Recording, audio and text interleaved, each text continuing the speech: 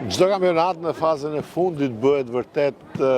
emocionues, interesant, sepse ndahen, le të themi, ato vendimet e kontributit të një viti, kështu që ka vërtet më shumë, le të themi, garë, më shumë impenjim, sidomos ka skuadrat që pretendojnë për më shumë nga ky kampionat. Unë nuk mund të them, nuk mund të parashikoj asgjë, gjëja që është më e parashikueshme nga të gjithë është që pothuajse 4 skuadrat që do marrin pjesë në turneun final në stadiumin kombëtar, pothuajse janë përcaktuara mbase me një le të themi diskutim mes Partizanit dhe Elbasanit, tjera pothuajse janë përcaktuara Vllaznia, Egnadia dhe Dinamo. Tashmë fatkeqësisht në fund kampionati jo të gjithë janë të gëzuar me rezultatin,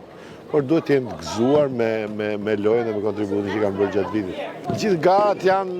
kanë emocionet, le të themi, specifike. Ka emocione për të qenë pjesë e Final Fourit, ka emocione për të qenë, le të themi, kampion, apo emocionet e veta për të siguruar apo për të siguruar mbijetesën, siç e thatë ju. Lufta më e ashpër për momentin duket sigurisht në fundin e tabelës, ku është vërtet shumë i ngjeshur, nga vendi 6 deri tek vendi i 10. Investimet e përbashkëta të bëra në futbollin në Shqipëri janë vërtet shumë, por duhen akoma më shumë. Projektet që ne kemi dhe po vazhdojmë të implementojmë janë të shumta, siç e thash, vazhdon projekti 100 fushave, pra sepse smundja kryesore e jona është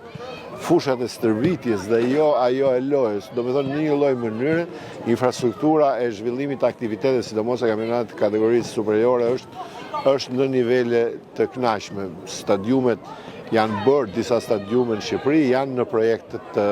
të reja që do të rikonstruktohen, apo do rindërtohen, jo rikonstruktohen, ato 3 projekte që tashmë janë prezantuar, dhe i është shtuar dhe një projekt i 4 dje për stadiumin Selman Stërmasi, që besoj do ta çojnë në një stad akoma më të lartë, apo më të kënaqshëm, apo më të pranueshëm nivelin e stadiumeve e infrastrukturës sportive për futbollin e luajtur.